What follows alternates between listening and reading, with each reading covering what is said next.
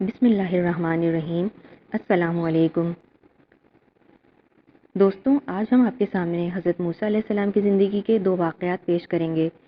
ایک واقعے میں حضرت موسیٰ علیہ السلام کے پاس جو ایک پتھر موجود تھا اس کا معجزہ بیان کریں گے، اور دوسرے واقعے میں ہم آپ کو یہ بتائیں گے کہ حضرت موسیٰ علیہ السلام کی دعا سے ایک آدمی کا رزق کس طرح بڑھا اور اس نے کیسے اللہ سے تجارت کی اور وہ فاقوں کی حالت سے نکل کر ایک لنگر خانے کا مالک بن گیا۔ تو اب ہم اپنی ویڈیو شروع کرتے ہیں اور پہلا معجزہ آپ کے سامنے بیان کرتے ہیں۔ حضرت موسیٰ علیہ السلام کے پاس ایک پتھر تھا۔ یہ 1 ہاتھ لمبا 1 ہاتھ چوڑا چوکور پتھر تھا جو ہمیشہ حضرت موسیٰ علیہ السلام کے جھولے میں رہتا تھا۔ اس مبارک پتھر کے ذریعے حضرت موسیٰ علیہ السلام کے 2 معجزات کا ظہور ہوا جن کا تذکرہ قرآن مجید میں بھی ہوا ہے۔ پہلا معجزہ، اس پتھر کا پہلا عجیب کارنامہ جو در حقیقت حضرت موسیٰ علیہ السلام کا معجزہ تھا، وہ اس پتھر کی دانشمندانہ لمبی دوڑ ہے، اور یہی معجزہ اس پتھر کے ملنے کی تاریخ ہے۔ اس کا مفصل واقعہ یہ ہے کہ بنی اسرائیل کا یہ عام دستور تھا کہ وہ بالکل ننگے بدن ہو کر مجمع عام میں غسل کیا کرتے تھے، مگر حضرت موسیٰ علیہ السلام گو کہ اسی قوم کے ایک فرد تھے اور اسی ماحول میں پلے بڑھے تھے، لیکن خداوند قدوس نے ان کو نبوت رسالت کی عظمت سے سرفراز فرمایا تھا، اس لیے آپ کی عصمت نبوت بھلا اس حیا سوز بے غیرتی کو کب گوارا کر سکتی تھی۔ آپ بنی اسرائیل کی اس بے حیائی سے سخت نالاں اور انتہائی بیزار تھے، اس لیے آپ ہمیشہ یا تو تنہائی میں یا تہبند پہن کر غسل فرمایا کرتے تھے۔ بنی اسرائیل نے جب یہ دیکھا کہ آپ کبھی بھی ننگے ہو کر غسل نہیں فرماتے تو ظالموں نے آپ پر بہتان لگا دیا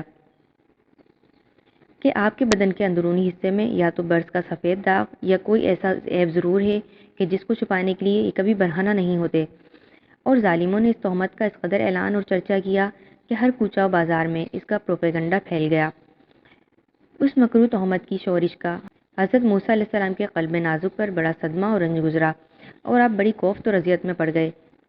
تو خداوند قدوس اپنے مقدس کلیم کے رنج و غم کو بھلا کب گوارا فرماتا، اور اپنے ایک برگزیدہ رسول پر ایک عیب کی تہمت بھلا خالق عالم کو کب اور کیوں کر اور کس طرح پسند ہو سکتی تھی۔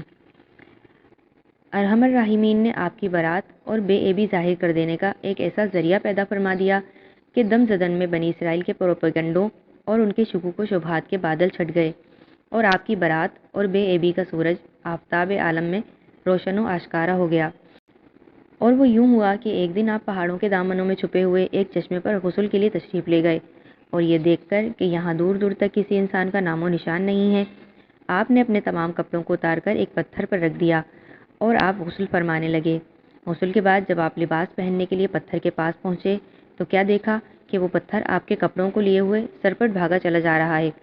یہ دیکھ کر حضرت موسیٰ علیہ السلام بھی اس پتھر کے پیچھے پیچھے دوڑنے لگے کہ سوبی حجر، یعنی اے پتھر میرا کپڑا، اے پتھر میرا کپڑا، مگر یہ پتھر برابر بھاگتا رہا، یہاں تک کہ شہر کی بڑی بڑی سڑکوں سے گزرتا ہوا گلی کوچوں میں پہنچ گیا، اور آپ بھی برہنہ بدن ہونے کی حالت میں برابر پتھر کو دوڑاتے چلے گئے۔ اس طرح بنی اسرائیل کے ہر چھوٹے بڑے نے اپنی آنکھوں سے دیکھ لیا کہ سر سے پاؤں تک آپ کے مقدس بدن میں کہیں بھی کوئی عیب نہیں ہے، بلکہ آپ کے جسم اقدس کا ہر حصہ حسن و جمال میں اس قدر نقطۂ کمال کو پہنچا ہوا ہے کہ عام انسانوں میں اس کی مثال تقریباً محال ہے۔ چنانچہ بنی اسرائیل کے ہر فرد کی زبان پر یہی جملہ تھا کہ خدا کی قسم موسیٰ بالکل ہی بے عیب ہیں۔ جب یہ پتھر پوری طرح حضرت موسیٰ علیہ السلام کی برات کا اعلان کر چکا تو خود بخود ٹھہر گیا۔ آپ نے جلدی سے اپنا لباس پہن لیا اور اس پتھر کو اٹھا کر اپنے جھولے میں رکھ لیا۔ اللہ تعالیٰ نے اس واقعے کا ذکر قرآن مجید میں اس طرح بیان فرمایا ہے: اے ایمان والوں، ان جیسے نہ ہونا جنہوں نے موسیٰ کو ستایا تو اللہ نے اسے بری فرما دیا اس بات سے جو انہوں نے کہی، اور موسیٰ اللہ کے ہاں آبرو والا ہے۔ دوسرا معجزہ، میدان طیہ میں اسی پتھر پر حضرت موسیٰ علیہ السلام نے اپنا عصا مار دیا تھا تو اس میں سے 12 چشمے جاری ہو گئے تھے، جس کے پانی کو 40 برس تک بنی اسرائیل میدان طیہ میں استعمال کرتے رہے۔ حضرت موسیٰ علیہ السلام سے ایک غریب آدمی نے درخواست کی کہ آپ کلیم اللہ ہیں، اللہ تعالیٰ سے دعا کریں کہ وہ میرا رزق بڑھا دے، مجھے کئی وقت فاقے ہو جاتے ہیں۔ حضرت موسیٰ علیہ السلام نے بارگاہ خداوندی میں اس کی درخواست پیش کی تو بتایا گیا کہ اس آدمی کی قسمت میں قلیل روزی ہے، اس لیے ہمارے ہاں سے تھوڑا تھوڑا کر کے اسے روز دیا جاتا ہے تاکہ آخر تک ملتا رہے۔ اس شخص کو جب یہ بات معلوم ہوئی تو اس نے درخواست کی کہ آپ اللہ تعالیٰ سے سفارش کر کے میری قسمت کا سارا رزق مجھے ایک ہی بار دلوا دیں۔ اللہ تعالیٰ نے حضرت موسیٰ علیہ السلام کی دعا قبول کی اور اس غریب شخص کو تمام زندگی کا رزق ایک ہی بار مل گیا۔ اس شخص نے خوب پیٹ بھر کے اچھی طرح کھانا کھایا اور اس کے بعد جو بھی رزق بچا وہ اس نے اللہ کی راہ میں تقسیم کر دیا۔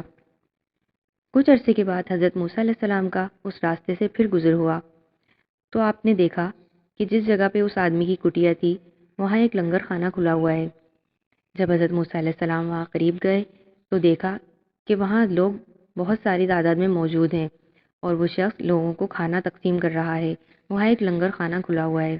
حضرت موسیٰ علیہ السلام یہ دیکھ کر بہت حیران ہوئے کہ کہاں تو ایک وقت ایسا تھا کہ اس شخص کی قسمت میں رزق نہیں تھا اور یہ فاقوں سے رہتا تھا، اور کہاں یہ آج اتنا رزق تقسیم کر رہا ہے۔ آپ نے اس شخص سے دریافت کیا کہ بھائی یہ کیا ماجرا ہے؟ تمہاری قسمت کا رزق تو تمہیں ایک ہی بار مل گیا تھا، تو پھر یہ لنگر خانہ اور یہ سب تقسیم؟ اس شخص نے جواب دیا کہ اے موسیٰ، جب آپ نے مجھے وہ رزق ایک ہی مرتبہ میں اللہ تعالیٰ سے سفارش کر کے دلوا دیا تو میں نے پیٹ بھر کے کھانا کھایا اور جو باقی رزق بچا وہ میں نے اللہ کی راہ میں تقسیم کر دیا۔ اس دن سے میرے رزق میں اضافہ ہونا شروع ہو گیا۔ جتنا رزق میں نے اللہ کی راہ میں دیا تھا اس سے کئی گنا بڑھ کے مجھے مل گیا۔ جب رزق میں اضافہ ہوا تو میں نے اس کی راہ میں تقسیم کرنا شروع کر دیا اور میرے رزق میں مسلسل اضافہ ہوتا جا رہا ہے۔ حضرت موسیٰ علیہ السلام کو بہت حیرانی ہوئی۔ آپ کوہ طور پر تشریف لے گئے تو آپ نے اللہ تعالیٰ سے دریافت کیا، یا اللہ یہ کیا ماجرا ہے کہ جس شخص کی قسمت میں اتنا قلیل رزق تھا آج وہ لوگوں کو تقسیم کر رہا ہے۔ اللہ تعالیٰ نے ارشاد فرمایا، اے موسیٰ، وہ تو بڑا سمجھدار آدمی نکلا، اس نے تو ہمارے ساتھ تجارت کر لی ہے۔ وہ جو ہماری راہ میں خرچ کرتا ہے ہم اسے کئی گنا بڑھا کر واپس کر دیتے ہیں۔ دوستو، اگر آپ کو ہماری ویڈیوز اچھی لگتی ہیں اور آپ اس طرح کی ویڈیوز میں انٹرسٹڈ ہیں تو ہمارے چینل کو سبسکرائب کیجیے اور یہ معلوماتی ویڈیوز دوسرے لوگوں تک بھی پہنچائیے تاکہ دوسرے لوگ بھی ان سے استفادہ حاصل کر سکیں۔